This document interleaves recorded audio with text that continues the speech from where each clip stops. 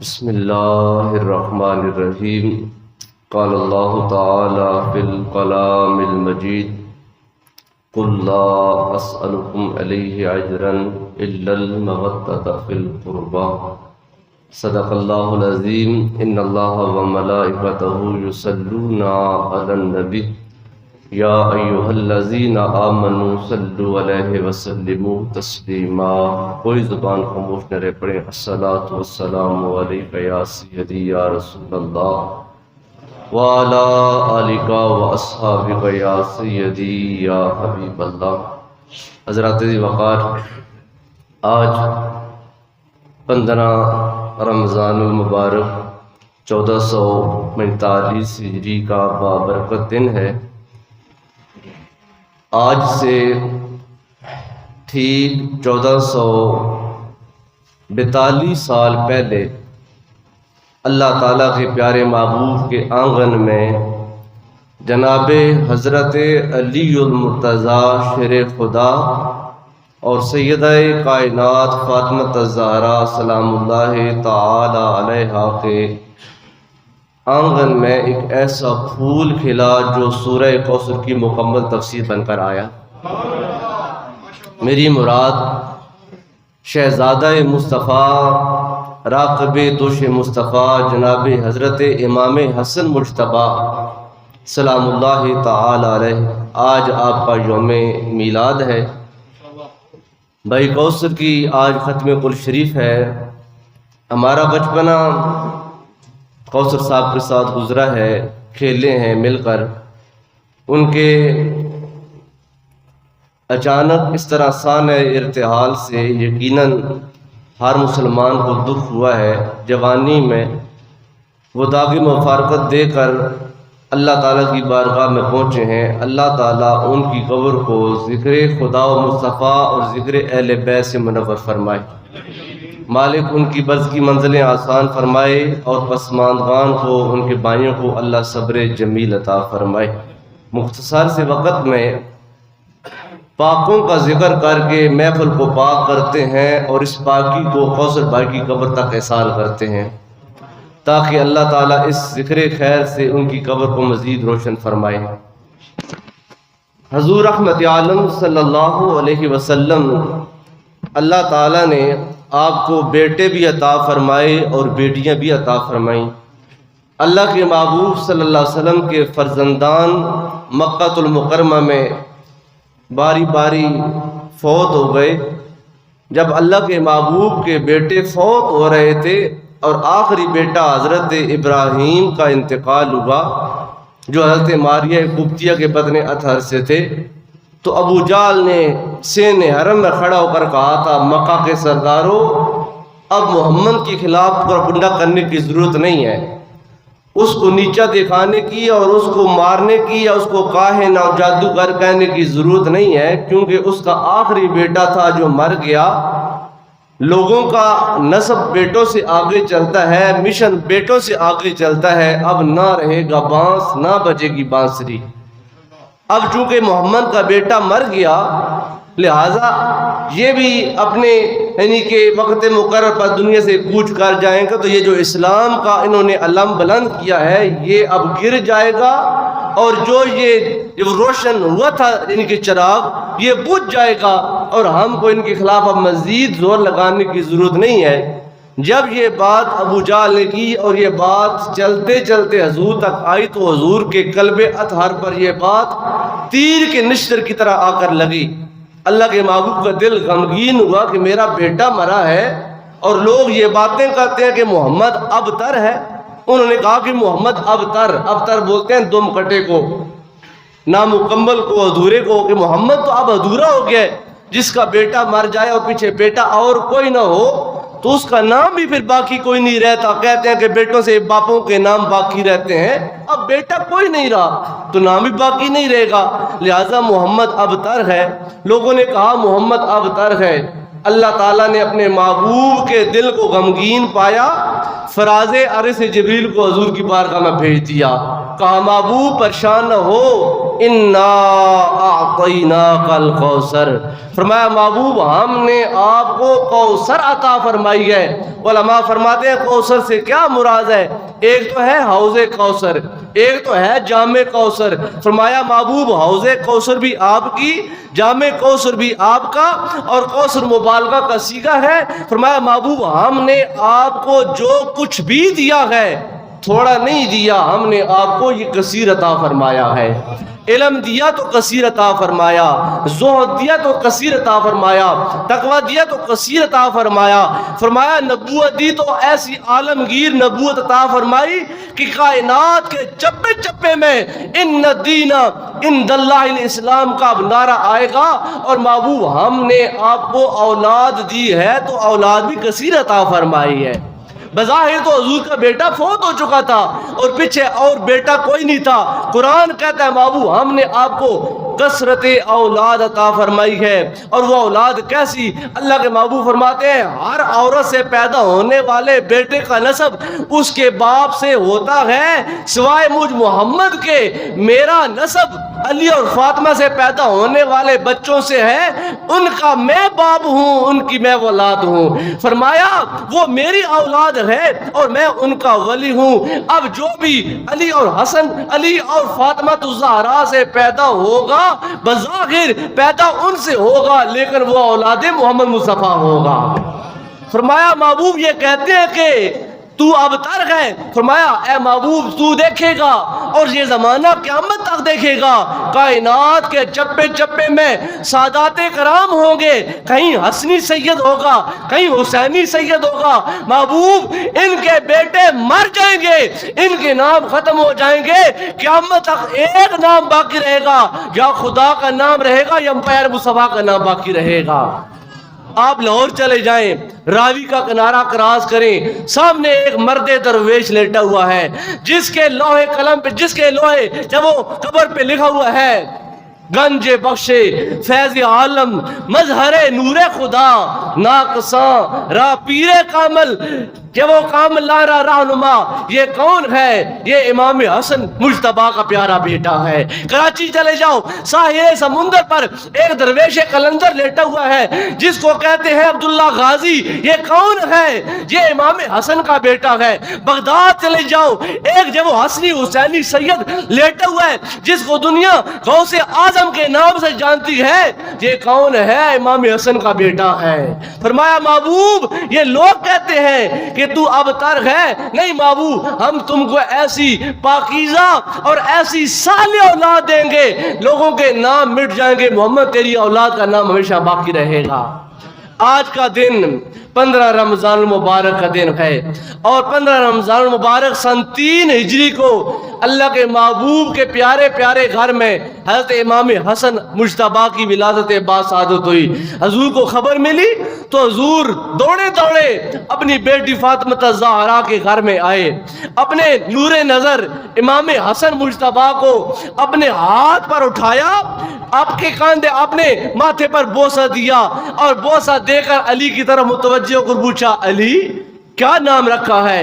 ایک روایت میں آتا ہے امام علی المرتضیٰ نے فرمایا حضور میں نے اس کا نام حرب رکھا ہے، چونکہ آپ جنگجو ہیں، بہادر ہیں، اسد اللہ ہیں، شیر ہے، لہذا کہا میں نے اس کا نام جنگی رکھا ہے، جو جنگ میں لڑنے والا ہے، حرب رکھا ہے۔ حضور میں نہیں علی اس کا نام حرب نہیں، اس کا نام حسن ہے۔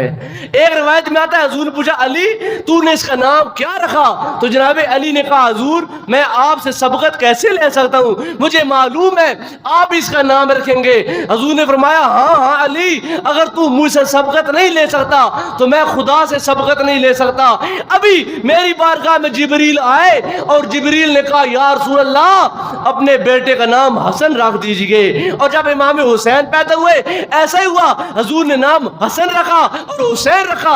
حضور نے فرمایا اے میرے پیارے علی اللہ نے انظار عالم سے یہ 2 نام چھپا کر رکھے، ان کے پیدا ہونے سے پہلے کسی کا نام حسن نہیں تھا، کسی کا نام حسین نہیں تھا، اللہ نے یہ 2 نام جنت سے عطا فرما کر میری بیٹی فاطمہ الزہرا کو عطا فرمائے ہیں۔ اللہ اکبر یا رسول اللہ، اللہ اکبر۔ حضرت فاطمہ الزہرا سلام اللہ تعالی علیہا جو کہ حضرت امام حسن کی والدہ ماجدہ ہیں، کیا عظیم خاتون ہے، خاتون جنت کا لقب جن کا، جو تمام روئے کائنات پر بسنے والی اہل ایمان خواتین کی سردار ہیں۔ علامہ اقبال رحمۃ اللہ تعالی علیہ نے آپ کی بارگاہ میں رموز خودی میں اظہار عقیدت پیش کیا۔ علامہ اقبال فرماتے ہیں کہ مریم از یک نسبت عیسیٰ عزیز، حضرت مریم سلام اللہ تعالی علیہا جو کہ عیسیٰ علیہ السلام کی امی جان ہے، اقبال کہتے ہیں کہ مریم کو بڑا مقام ملا ہے۔ حضور نے فرمایا کہ مریم بھی بطول ہے اور وہ جہنم کی آگ سے دور اور پاک ہے۔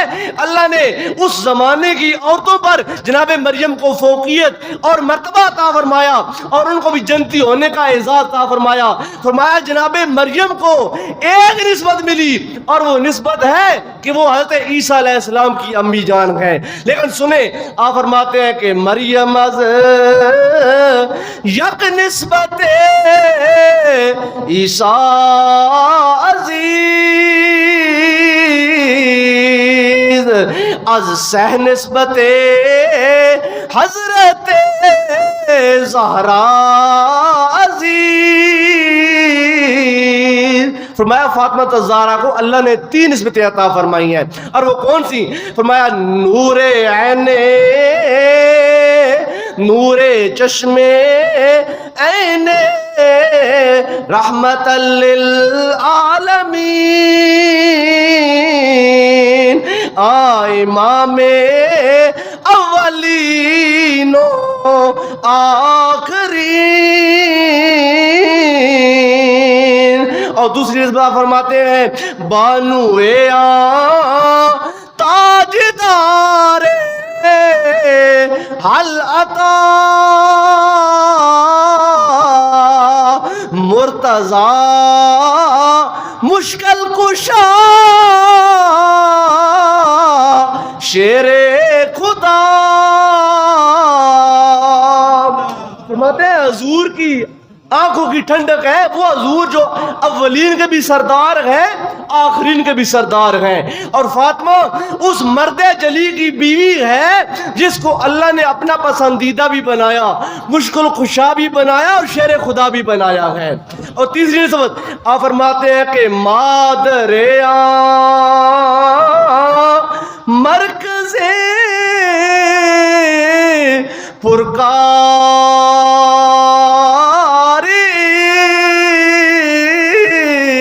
عشق، مادر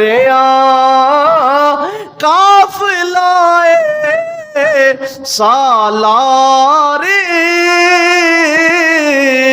حضرت علامہ اقبال رحمۃ اللہ تعالی فرماتے ہیں لوگوں فاطمہ اس مرد جلی کی ماں ہے جو عشق کی پرکار کا مرکز ہے، یعنی حضرت امام حسن مجتبی کی ماں ہے۔ فرماتے ہیں فاطمہ خالی امام حسن کی ماں نہیں بلکہ قافلہ عشق کے سالار حضرت امام حسین کی ماں کا شرف بھی فاطمہ کو اللہ نے عطا فرمایا ہے۔ وہ عظیم خاتون، ہر چیز کا معیار ہوتا ہے اور معیار کے مطابق اس کی قیمت اور قدر و جب وہ منزلت ہوتی ہے۔ یہ مائک ہے، شپو کمپنی کا مائک ہے، اس کے ساتھ اچھی وائر لگی ہوئی ہے، وائر کا جو لینتھ بھی کافی ہے، اس کی قیمت ہے 3000 روپے۔ ایک چائنا کا مائک ہوتا ہے، اس کے ساتھ تھوڑی وائر ہوتی ہے اور اس کے لحاظ سے معیار کے لحاظ سے کم ہوتی ہے، دونوں کا کام ایک ہی ہے کہ آواز کو آگے کنوے کرنا، پہنچانا، لیکن معیار میں فرق ہوتا ہے۔ لہٰذا جتنا معیار اونچا ہوتا جاتا ہے اس کی قدر و قیمت بھی بڑھتی جاتی ہے، اس کا معیار بلند ہوتا گیا اس کی ویلیو بڑھتی گئی۔ فرمایا صدقے جاؤں فاطمہ الزہرا تیری ذات پر کہ اللہ تعالیٰ نے تیرا معیار خون مصطفیٰ سے بنایا ہے۔ حضور ماتے لوگوں سن لو، فاطمہ تو بضعۃ منی، فاطمہ میرے جگر کا ٹکڑا ہے، فاطمہ میری جان ہے۔ تو حضرت اعلیٰ حضرت رحمۃ اللہ تعالی فرماتے ہیں کہ خون خیر رسول سے ہے جس کا خمیر، کہتے سبحان اللہ۔ خون خیرالرسول سے ہے جس کا خمیر، اس کی بے لوث طینت پہ لاکھوں سلام، اس کی بے لوث طینت پہ لاکھوں سلام۔ حضرت امام حسن زور سے تھوڑی دیر پہلے پیدا ہوئے تھے، اور جب وقت عصر آیا تو سیدہ فاطمہ الزہرا سلام اللہ تعالی علیہا آپ نماز کے لیے مصلی پہ کھڑی ہو گئیں۔ حضرت اسماء بنت امیس رضی اللہ تعالی عنہا دوڑی دوڑی حضور کی بارگاہ میں حاضر ہوئیں اور آ کر کہتی ہیں یا رسول اللہ ایک مسئلہ پوچھنا ہے۔ حضور نے فرمایا ہاں پوچھو کیا مسئلہ؟ کہتی ہیں یا رسول اللہ عورت کی جو مدت نفاس ہے وہ کتنی ہوتی ہے؟ یعنی جب بچہ پیدا ہوتا ہے تو عورت کے وجود سے خون آنا شروع ہو جاتا ہے، اور جب تک وہ خون خشک نہیں ہوتا تب تک عورت عبادات سے مبرہ ہوتی ہے، نہ نماز پڑھ سکتی ہے، نہ روزہ رکھ سکتی ہے، نہ قرآن پڑھ سکتی ہے، عبادات سے دور رہتی ہے۔ یا رسول اللہ عورت کی مدت نفاس کتنی ہے؟ میری طرف توجہ کریں جی، مدت نفاس کتنی ہے؟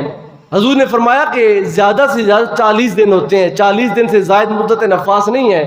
یہاں پر ایک مسئلہ اس کو بھی ذہن میں رکھیں کہ ہمارے ہاں عرف میں جب کوئی بچہ پیدا ہوتا ہے تو اس کو ماں 40واں پڑھتی ہے، 40 دن مقرر کرنے پر پھر غسل کرتی ہے، پھر 2 رکعت شکرانے ایک نفل ادا کرتی ہے کہ میرا آج 40واں مکمل ہو گیا۔ جبکہ شریعت کا مسئلہ یہ ہے کہ جب بچہ پیدا ہو اس کی زیادہ سے زیادہ مدت 40 بیان کی گئی ہے، یہ فرض نہیں ہے۔ جب عورت کا خون خشک ہو جائے، خواہ 20 دن پر ہو، خواہ 30 دن پر ہو، خواہ 35 دن پر ہو یا 15 دن پر ہو، جب عورت کا خون خشک ہو جائے تو عورت پر واجب ہے کہ وہ غسل کرے اور نماز پڑھے، کیونکہ اس کی مدت نفاس ختم ہو چکی ہے۔ جب خون آنا بند ہو جائے اور وجود اس کا صاف ہو جائے تو اس کے لیے لازم ہے کہ وہ فوراً غسل کرے اور نماز پڑھے، کیونکہ اب وہ اس کی حالت نفاس والی عدت جب وہ عدت مدت ختم ہو چکی ہے۔ تو کہتے ہیں یا رسول اللہ عورت کی مدت نفاس کتنی ہے؟ تو حضور نے فرمایا 40 دن۔ کہتے ہیں یا رسول اللہ اگر 40 دن ہے تو آپ کی بیٹی فاطمہ الزہرا چند گھنٹے پہلے ان کے ہاں ایک نور نظر حسن پیدا ہوئے ہیں، یا رسول اللہ وہ تو ابھی نماز پڑھ رہی ہیں۔ حضور مسکرائے، حضور نے فرمایا اے اسماء کیا تو نے قرآن نہیں پڑھا؟ یا رسول اللہ قرآن تو پڑھا ہے۔ فرمایا قرآن میں اللہ نے فرمایا ہے نا انما یرید اللہ لیذھب عنکم الرجس اہل البیت، فرمایا اللہ کہتا ہے اے پیارے محبوب محمد، اللہ نے پختہ فیصلہ کر لیا ہے کہ ہر طرح کی ناپاکی اور نجاست خاندان مصطفیٰ سے دور رکھے گا۔ کوئی ناپاکی، کوئی نجاست، کوئی غلاظت یہ خاندان مصطفیٰ کے نزدیک نہیں آئے گی۔ اے اسماء یہ نفاس بھی تو ایک نجاست ہے، اللہ نے میری بیٹی فاطمہ الزہرا کو اس نجاست سے پاک رکھ دیا ہے۔ میری بیٹی فاطمہ الزہرا کے ہاں جب حسن پیدا ہو رہے تھے میری بیٹی تب بھی پاک تھی، اب جب نماز پڑھ رہی ہے میری بیٹی اب بھی پاک ہے، میری بیٹی اب بھی پاک ہے۔ تو حضرت فرماتے ہیں کہ آب تطہیر سے جس سے پودے جنے، کیا جی سبحان اللہ، آب تطہیر سے جس میں پودے جنے، اس ریاض نجابت پہ لاکھوں سلام، مصطفیٰ جان رحمت پہ۔ اللہ تعالیٰ نے جناب حضرت امام حسن کو بڑا مقام عطا فرمایا۔ اللہ تعالیٰ کے محبوب کو ان کے ساتھ بڑی قلبی وابستگی 6 سال اور کچھ اوپر مہینے اللہ کے محبوب کی جب وہ شفقت کی نگاہ میں آپ نے زندگی گزاری۔ سرکار نے 11 ہجری میں انتقال فرمایا اور اس کے بعد آپ اپنے جب وہ والد بزرگوار جناب حضرت علی مرتضیٰ کے جب وہ دامن کرم میں آ گئے، حضور ایک دن خطبہ ارشاد فرما رہے تھے، امام حسن و حسین مسجد میں تشریف لائے تو آپ کی جو قدمین شریفین ہیں وہ عباس شریف کے ساتھ جب وہ ٹکرائے تو حضرت امام حسن گر گئے۔ اللہ کے محبوب کا دل اتنا کھینچا کہ محبوب نے فوراً خطبہ موقوف کر دیا، رکا دیا، اور دوڑے دوڑے صحابہ کرام کی صفوں کو کراس کرتے کرتے مسجد کے دروازے پہ گئے، شہزادگان کو سینے کے ساتھ لگا لیا اور اٹھا کر آپ اپنے ساتھ لے کر آئے اور ممبر پر اپنے ساتھ بٹھایا اور پھر کہا لوگوں حسن اور حسین کا گرنا مجھ سے برداشت نہیں ہوا، اللہ نے ٹھیک ہی کہا ہے انما اموالکم و اولادکم فتنہ، کہ یہ مال اور اولاد آزمائش ہے۔ لوگوں جب حسن اور حسین روتے ہیں تو میرا دل پسیج جاتا ہے۔ اور حضور جناب سیدہ خاتون جنت سے اکثر کہا کرتے تھے فاطمہ میرے بیٹوں کو رونا نہ دیا کرو، یہ گھر روتے ہیں میرا دل یہاں پر پگھل جاتا ہے۔ اللہ کے محبوب اپنے شہزادگان کو بوسہ بھی دیا کرتے تھے اور سونگا بھی کرتے تھے۔ سیدہ فاطمہ الزہرا کہتی ہیں یا رسول اللہ لوگ بیٹوں کو چومتے ہیں، آپ ان کو جب آپ سونگتے ہیں یا رسول اللہ سونگنے کی وجہ کیا ہے؟ فرمایا چومتا اس لیے ہوں یہ میرے بیٹے ہیں، اور سونگتا اس لیے ہوں ان سے مجھے جنت کی خوشبو آتی ہے، ان سے مجھے جنت کی خوشبو آتی ہے۔ جناب حضرت امام حسن رضی اللہ تعالی عنہ زہد، تقوی، پارسائی، پرہیزگاری، حلم، بردباری، ہر میدان میں صف اول پر ہے۔ آپ کو اللہ تعالیٰ نے جو مقام عطا فرمایا اپنی زندگی میں 25 حج کیے اور 25 کے 25 حج آپ نے پیدل اپنے پاؤں پر چل کر کیے ہیں۔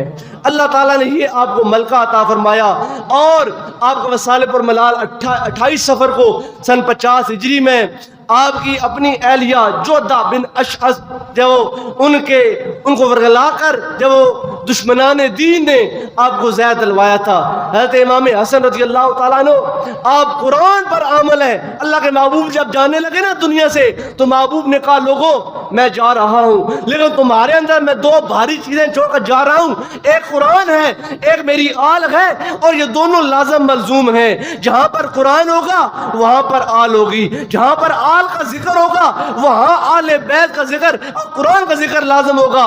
گویا مطلب یہ ہے کہ قرآن ایک تھیوری ہے، اس کی پریکٹیکلی تم کو اگر من تصویر دیکھنی ہو وہ تم میری آل میں دیکھ لینا، میری آل تم کو قرآن پر عمل کر کے دکھائے گی۔ اللہ کے محبوب نے فرمایا یہ دونوں لازم ملزوم ہیں اور یہ دونوں مل کر کل قیامت والے دن میں وہ میدان جب حوض کوثر پر آ کر میرے ساتھ ملیں گے۔ اللہ تعالیٰ کے محبوب صلی اللہ علیہ وسلم کی ایک ایک بات سچ ثابت ہوئی، قرآن پر عمل کر کے آل محمد نے دکھا دیا۔ حضرت امام حسن کی اپنی ایک زوجہ کے ساتھ شکر کنجی ہو گئی، کچھ میں وہ ناراضگی ہو گئی تو امام حسن نے فیصلہ کیا کہ میں اپنی اس بیوی کو طلاق دے دوں گا۔ جناب امام حسین کو علم ہوا تو آپ دوڑے دوڑے آئے اور آ کر اپنے برادر اکبر سے کہتے ہیں بھائی جان میں نے سنا ہے آپ کی بھابھی کے ساتھ کچھ ناراضگی ہوئی ہے اور آپ طلاق دے رہے ہیں۔ تو آپ نے فرمایا ہاں طلاق دے رہا ہوں۔ کہتے ہیں کہ میں نے پوچھا، امام حسین کہتے ہیں میں نے پوچھا حضور وجہ کیا ہے، آپ بھابھی کو طلاق کیوں دینا چاہتے ہیں؟ تو آپ نے کہا کہ اے حسین کیا تو نے قرآن نہیں پڑھا؟ حضور قرآن تو پڑھا ہے، قرآن تو ہم نے وہاں پر بیٹھ کر پڑھا ہے جہاں جبریل خود آ کر قرآن نازل کیا کرتے تھے، حضور کی گود میں ہم نے قرآن پڑھا ہے، قرآن سنا ہے، قرآن سیکھا ہے۔ حضور آپ کون سے قرآن کی بات کرتے ہیں؟ آپ نے کہا قرآن میں اللہ نے کہا ہے ہن لباس لکم وانتم لباس لہن، کہا مردو عورتیں تمہارا لباس ہیں اور اے عورتوں مرد تمہارا لباس ہے۔ اور لباس کا کام کیا ہوتا ہے؟ لباس کا کام ہوتا ہے بدن کو ڈھانپنا، لباس کا کام ہوتا ہے عیبوں کو ڈھانپنا، لباس کا کام ہوتا ہے ستر کی پردہ پوشی کرنا۔ کہا اللہ نے مرد کو عورت کا لباس بنایا اور عورت کو مرد کا لباس بنایا۔